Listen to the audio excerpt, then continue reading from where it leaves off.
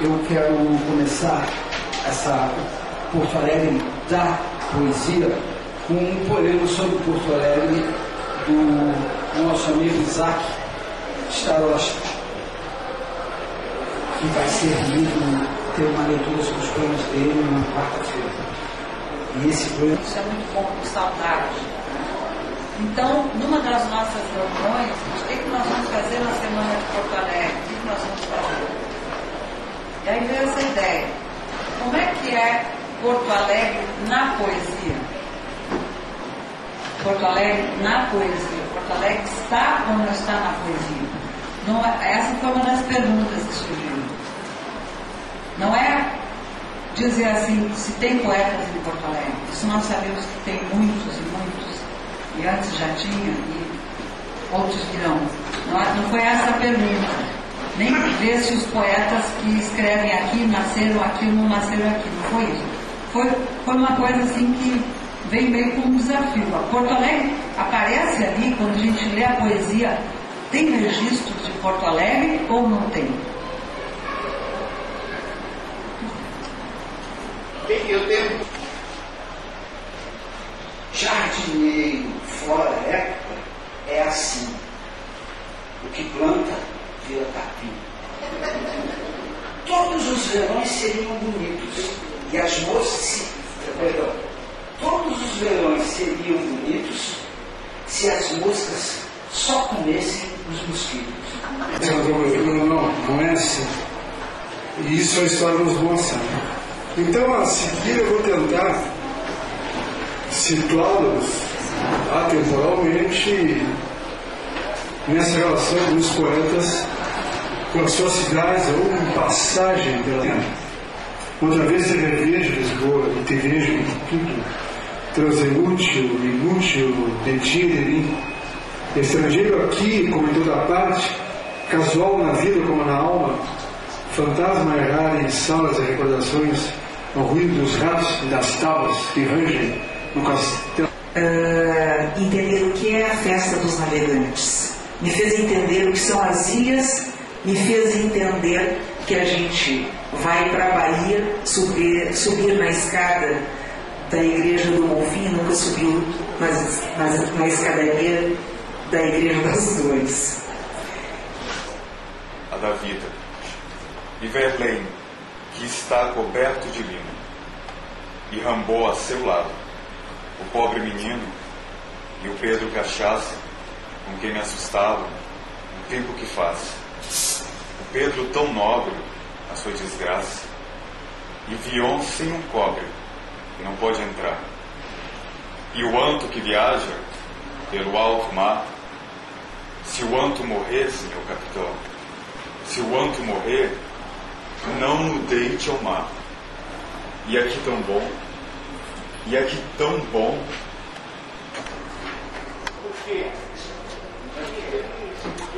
Eu sei que o ano novo são as 365 oportunidades perdidas de fazer alguma coisa. Né? Essa ideia, quando o ano passou, parece que só perdeu tempo. Né? Mas não, que eu citei esse poema porque, para tentar exemplificar, né, que eu reescrevi umas 500 vezes esse poema e nunca ficava contente. Né? Às vezes ele vem praticamente pronto. Eu não sei o que eu tive nesse do primeiro livro, que é o Poemas ao Portador, quase todos eles vieram prontos. Né? Pareceram direto. Mas tem épocas e tem temas, coisas que te fascinam e tu sempre acha que não atingiu o poema. Né? Engajada, no sentido social, né? E diferentemente desses, mas também engajada dentro desse movimento todo, tradição. Pessoalmente com a surpresa de serem os outros poemas que foram saindo até Pele e Osso, já na década de 70, né? Ele parte dessa visão cristã do corpo, do amor, do pecado e da visão social da igreja, e cria também uma poesia muito interessante que vem se mantendo até hoje dentro dessa linha e com muitas variações, é claro, né?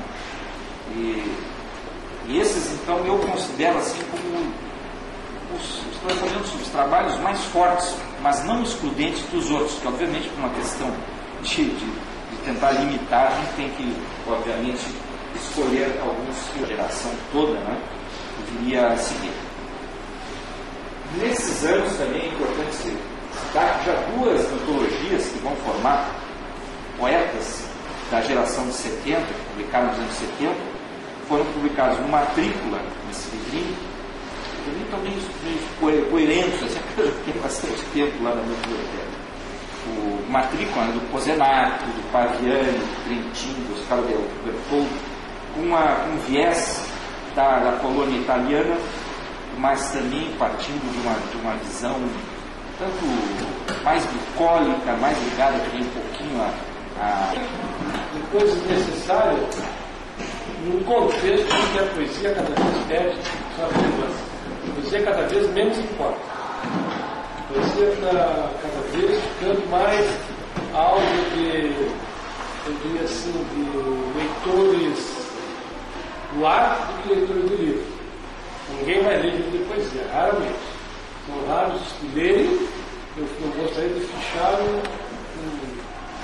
um arquivo especial em que só os poetas leem os poetas. E isso causa um problema na criação da poesia. Vai escrever para poeta. Como não tem mais leitor, já não escreve mais para leitor. E até a poesia, inclusive, começa a ficar uma poesia tecnicamente feita para técnicos. Vai escrever para um técnico, então começa a ficar uma linguagem cada vez mais cifrada, mais afastada da tradição popular da poesia brasileira, cada vez mais poetas encurralados, fechados no seu gueto estético, se veem obrigados a ser criadores, inovadores. Então há um desafio constante para a poesia criar novo, e novo não se cria. Ele surge pelas circunstâncias que a história coloca ou não. Ninguém inventa o novo, mas os poetas estão aí. Eu vou repetir uma coisa que eu já falei, o Ferreira Goulart uma vez deu um depoimento, achando estranhíssimo, esse cara, o signatário mandou para ele, quando ele era jornalista, Globo, sei lá, mandou um manifesto do poema, assim, poema Íris. Aí o Ferreira disse, quem sabe que demora para ler os poemas, para saber qual é a poesia, esse movimento lá, e depois faz o manifesto. Primeiro, manifesto teórico, tinha todo um arcabouço teórico para a nova poesia que tinha sido feita, e não tinha poesia. Não é? Completamente, né? Porque na França houve um rompimento total. E no Brasil não houve esse rompimento. Então, muitas vezes, por exemplo, a métrica da poesia simbolista aqui no Brasil seguia a métrica parnasiana. Ela não rompeu, não existia verso livre no Brasil, verso branco. Vamos escrever uma poesia sem rimas. Isso não tinha aqui no Brasil. Era tudo muito quadradinho, muito ajeitadinho e tal, não. O Mário Quintana, essas coisas, o Heitor é um pouquinho mais novo que o Mário. O Heitor nasceu em 1910, nas terras de Caxambu, região de Cruz Alta, né? Em abril de 1910, daqui 2 anos do seu centenário do Heitor Saldanha. Ele foi um dos... É impossível falar do Heitor Saldanha sem falar do grupo Quixote. Então... Havia um poço em ebulição, onde tudo se formava, definia, projetava. Havia um posto avançado da vida, como a conhecemos no tecido do infinito. Havia a cintilação do que há hoje, como imagem que apenas esperava. Um porto singelo num estuário de lago e rio, onde um pequeno bote a remo deixa seu rastro invisível, lento pela memória das águas.